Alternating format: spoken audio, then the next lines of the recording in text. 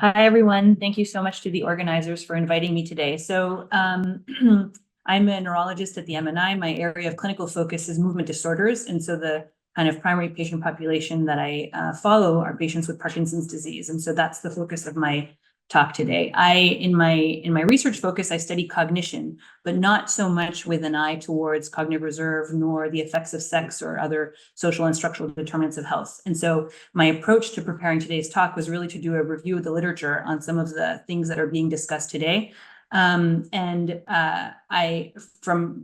was able to see kind of the list of speakers, and I got a sense that there was not going to be a focus on Parkinson's disease otherwise, which is in fact the second most common neurodegenerative disorder. So it is, I think, quite relevant to be talking about it as well.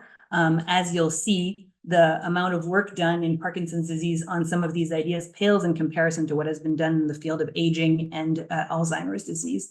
So Parkinson's disease is the second most common neurodegenerative disorder, and then the dementia is related to synucleinopathy. So Parkinson's disease dementia and dementia with Lewy bodies, which are increasingly kind of being considered as a continuous whole, are the third most common cause of dementia. So of course, an important topic. And as you'll see, there's kind of a lot of work that needs to be done. So the kind of main sections of my talk today will first to review a little bit about Parkinson's disease in terms of its pathology, clinical presentation, and brain measures used to measure the amount of disease in the brain. And I hope to only give you enough information to be able to then interpret how we could consider studying the role of sex and how we can consider studying the role of reserve. And I will speak about both of those, and then I'll end with some discussion of the gaps and challenges. So Parkinson's disease, the kind of key pathological features of Parkinson's disease are the intraneuronal aggregation of alpha-synuclein. So those are called Lewy bodies. And then the loss of dopaminergic neurons in the substantia nigra. And the picture I have up here, okay, well, anyways, the picture I have to the top right is a picture that reflects one of the kind of most commonly used staging systems for Parkinson's disease. There have been a few others proposed, but broadly speaking, the idea is that, let me just see if I can get if I click on it. Okay, well, the idea is that the disease starts in the lower brainstem and then gradually ascends through the brainstem. Once it reaches the midbrain where the substantia nigra is when it corresponds with the time at which the clinical diagnosis is made. And then it continues to, this accumulation of alpha-synuclein continues to spread throughout the brain, first through limbic regions and then up into cortical regions, which is typically when the diagnosis of Parkinson's dementia is made. But there are many other areas or systems in the brain that are also directly involved by Parkinson's disease and show specific Parkinson's disease pathology. So for instance, there are other ascending neuromodulatory systems that are involved, like the noradrenergic locus coeruleus and the serotonergic raphe nucleus, which in fact are equally involved by the time of diagnosis as the dopaminergic system. And then probably a little bit later, the cholinergic basal forebrain. In addition to that, even in the earliest stages of disease, there's evidence of subcortical and cortical atrophy. And so this image at the bottom right just shows in a group of patients who had been diagnosed with Parkinson's disease in about the last year, so very short disease duration, there's already evidence of cortical and subcortical atrophy. And then finally, about 50% of patients with Parkinson's disease have evidence of comorbid Alzheimer's pathology. So not necessarily having a comorbid diagnosis of Alzheimer's disease, but evidence of Alzheimer's pathology, either based on at the time of autopsy or increasingly based on measurements of biomarkers in vivo. And I haven't even mentioned here the presence of vascular disease also in the brain, which contributes a lot to the phenotype, in particular, the cognitive phenotype. So about the clinical symptoms. So the key required to make the diagnosis are motor symptoms. There's additionally autonomic symptoms, sleep symptoms, and then of relevance today, the cognitive and the neuropsychiatric symptoms, which in fact are as much a part of Parkinson's disease as the motor symptoms. So to give you an idea of the prevalence and significance of them, already by the time of diagnosis, up to a third of patients would be considered to have mild cognitive impairment, which is not even mentioning all of the people who already have evidence of dysfunction on various domains, just not necessarily meeting criteria. And then over the course of the disease, up to 80% will eventually be considered to meet criteria for dementia. The way that the cognitive and neuropsychiatric symptoms manifest in Parkinson's disease Early on, it tends to be executive dysfunction, processing speed, difficulties with multitasking, and then later on, memory, visuospatial, and hallucinations become quite prevalent. And then the mood symptoms seem to be present throughout and seem to be less of a marker of the kind of severity of disease. So they don't track the severity, but the mood symptoms wax and wane and are present in at least 50 or 60% of individuals with Parkinson's disease. So, and actually I meant to mention this in my introduction, Parkinson's disease is extremely heterogeneous in the way that it manifests, which is, I think, why obviously the concept of resilience and cognitive reserve and brain reserve is particularly important to understanding it. Not only understanding, how we can potentially modify some of these things, but even for some concepts about how to model the disease.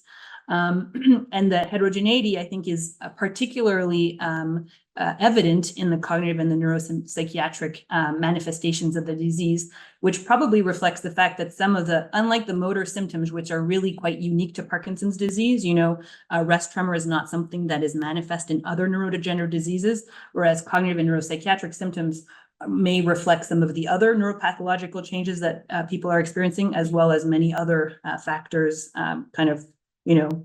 at play at that stage of life.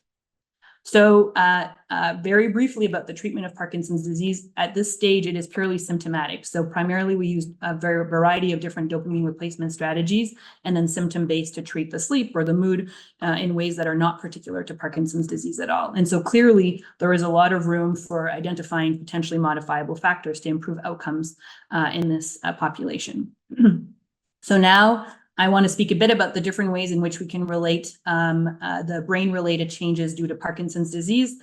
Since, I did my reading about cognitive reserve and brain reserve, and that clearly is really the key thing in order to be able to then speak about and measure the factors that might be influencing that reserve or more globally the resilience in these patients. So the kind of primary way in which we measure disease-related brain changes is through molecular imaging.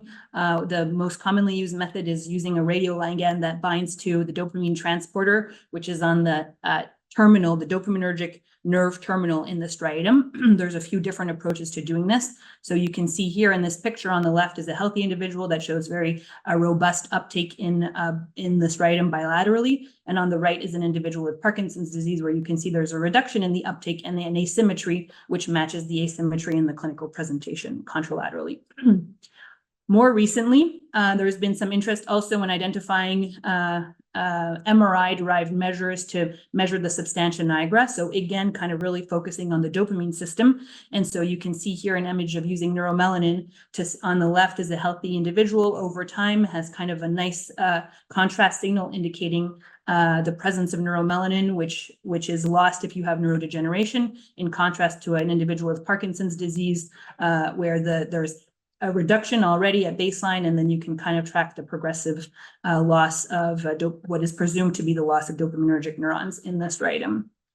And then finally, kind of as in terms of measures, kind of reflecting perhaps more of a whole brain effect of the disease, the kind of one more commonly used method is metabolic imaging using FDG PET, because there has been this kind of repeatedly validated measure that looks at the metabolic signature of Parkinson's disease, with some areas showing increased metabolic activity and some regions showing decreased metabolic activity.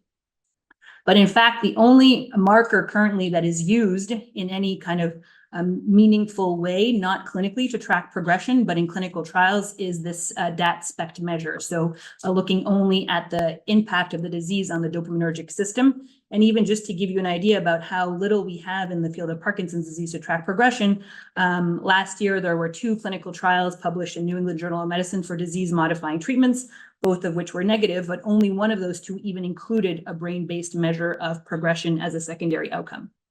So, and then the other thing is that, these measures focus only on the dopaminergic system. Meanwhile, the clinical phenotype may reflect the dopaminergic loss, and that is still actually somewhat unclear, but it most likely reflects also the noradrenergic, the cholinergic, cortical atrophy, as well as a number of other disease-specific things that are happening in the brain and disease-non-specific things. So now there's separate chapters in this talk. A little bit about the role of sex in Parkinson's disease. And so what's striking about Parkinson's disease is the prevalence is actually up to 2 times higher in men compared to women. And the clinical phenotype kind of not only is there higher prevalence in men than women, but the clinical phenotype seems to be more severe in men, both kind of at initial presentation and diagnosis of the disease and in terms of its progression. So at the time of diagnosis, whereas women tend to have more of a tremor predominant manifestation, more likelihood of developing dyskinesias, which are just a side effect of the medication, and more likely to have anxiety and depression, the men manifest more with a gait and instability phenotype, which in terms of outcome and functional capacity is worse, more sleepiness and more cognitive impairment. And so this too has really only been looked at. The prevalence has been clear for a long time, but in terms of understanding the difference, the sex-related differences in clinical phenotype, there was a recent meta-analysis or analysis across multiple different large cohorts that showed, I can't see this here, maybe, I guess you cannot see it super well too, but what's shown on the left is actually the effect of sex on UPDRS, which is the measure of motor score. So really just showing that the motor score is worse in men. The one on the right is showing on MoCA scores, and MoCA scores are better in women compared to men. So as I mentioned, in terms of progression, there's also some evidence that men have faster clinical progression in all domains. So here men are in blue, women are in red. And on the y-axis, on the one is the motor score, and the second one is the functional disability score. And so you can see that over time, this is a period of about five years, I think, there's faster progression and faster decline in men compared to women. And this is showing the hazard ratio comparing men to women for developing cognitive impairment. So also women are less likely to develop cognitive impairment over this period of follow-up. So about the mechanisms, this too is an area where relatively little is known, at least to the extent that I was able to ascertain from the literature. There has been some, but very limited work in I think only one large cohort study, identifying that possibly later age of menarche, shorter fertility, and early menopause are risks for Parkinson's disease, suggesting that there is some relationship to estrogen. And there were I found a few studies also looking at animal models of Parkinson's disease showing that estrogen has a protective effect on the dopaminergic neurons. Again, kind of a focus on the dopaminergic system. So what's interesting about all of this is despite this greater prevalence in men, worse symptoms at diagnosis and faster progression, when you look at the biomarkers, the few that we do have, there do not appear to be sex differences. So this measure of dopaminergic terminal loss is equivalent between sexes. The kind of measurements of fluid biomarkers, both at baseline and in terms of progression over the time, are similar between men and women. And there's not evidence of PD-specific cortical atrophy nor cortical thickness. And so this is a study actually from the group of Alain Dagger here at the MNI, where they looked at measures of atrophy and cortical thickness in a group of Parkinson's patients. And though there were differences between men and women, which are depicted here, once they controlled for the expected effect of sex, actually none of those differences remain significant. So nothing that was PD specific, just already what you come with related to sex. So in summary about the sex-related findings, so there's higher prevalence, faster clinical progression in men, but no clear corresponding sex differences in the dopaminergic structural imaging nor fluid biomarkers. So finally, about the topic of reserve in Parkinson's disease. So this too is kind of a relatively new area of exploration in the literature with respect to Parkinson's disease. A bit more recently, especially as there have been a few larger cohorts in which it's possible to study some of this stuff. And there was one meta-analysis published a couple of years ago that not surprisingly showed that higher education, well, first of all, higher education was the only cognitive reserve proxy that had been repeatedly studied across different cohorts, and that was associated with better cognitive reserve and better cognitive outcomes across a variety of these outcomes. And a few studies that suggested that higher socioeconomic status and recent social interactions, such as telephone use in one particular study, were also associated with better outcomes. But really, there were very few longitudinal studies, and none of the studies, neither in this meta-analysis nor any of the others that I found, stratified by sex. And I think it's kind of an interesting point. It's one that is hard to contend with, but none of the outcome measures are specific to Parkinson's disease either, which from a very practical perspective, I don't think makes a difference. People just need to have better cognition. And so where that comes from doesn't matter. But in terms of understanding how this is happening specifically in Parkinson's disease makes it a little bit harder to understand. Motor reserve. So this is a new concept from the last couple of years, which is the kind of the correlate of cognitive reserve, but specifically for the motor symptoms. And so unlike cognitive reserve, there's no established proxies for measuring motor reserve. A few studies that have examined this have used the residual approach, which was mentioned a little bit earlier. And in this kind of, in a very simple way, considering the mismatch between what is predicted to be your motor score based on just this measurement of dopamine terminal loss and what your actual observed motor score is, controlling also for age and sex in most of the instances where this was looked at. But what's striking to me about this is you should know that the correlation between this DAT score and UPDRS is only about 0.2. So it is unlikely that, factors related to reserve would completely explain the kind of mismatch between these two things. And it just shows that the way we're thinking about how we're measuring brain changes in order to explain the phenotype is quite limited if we're really just focusing on this dopaminergic system. And so, not surprisingly, but these are nice results nonetheless. Higher motor reserve, so better than expected motor function was associated with a more active lifestyle, as well as with education. So some overlap with the factors associated with better cognitive reserve too, and also some evidence that it predicts a slower progression measured in a variety of ways. I'm running short on time, but so I'll just mention, I think this is another one of the difficult areas in the study of this in Parkinson's disease, is kind of a difficulty in deciding the neural correlates that are measured to understand where the brain reserve is coming from, whether those should be assigned to actual measurements of the disease process as opposed to things that are contributing to the reserve. So for instance, striatal volume, so larger striatal volume was associated with better than predicted motor function, but striatal volume is also directly affected by the disease. And so that potentially is just measuring that your disease is slower in this case, and which is not the same thing as measuring the reserve. So, I think kind of the gaps and the challenges are fairly obvious in this field of thinking about resilience in Parkinson's disease. And I don't claim to have done a complete review of the literature around this very vast topic.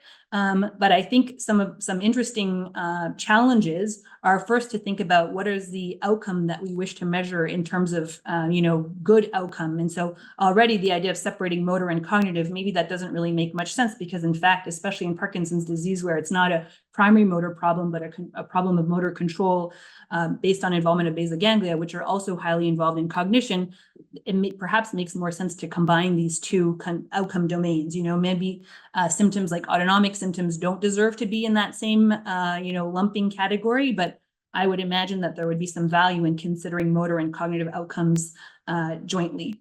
And then this idea of thinking about brain measures, well, the need to expand beyond just using measurements of dopamine loss in the brain to start to think about how we can at least get a sense of what is expected to be the symptom load based on the amount of disease in the brain. And in Parkinson's disease, unlike in Alzheimer's disease, we don't have a radioligand to be able to quantify the amount of alpha-synuclein in the brain, whereas we do for amyloid. And so that's one of the major limiting steps. And then similarly, we continue to have limited capacity to measure progression from a brain measurement point of view, as opposed to merely from a symptom progression point of view. And then, the studies so far that have started to examine either motor or cognitive reserve have really not expanded their models to consider other factors that are known to be non-modifiable, but also known to be important modifiers of how the disease manifests. So certain genetic mutations, or the known existence of co-pathology.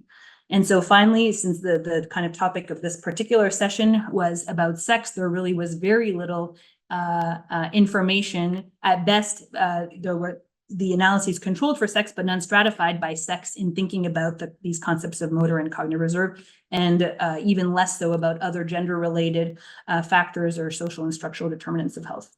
So a lot of work to be done. And that's it.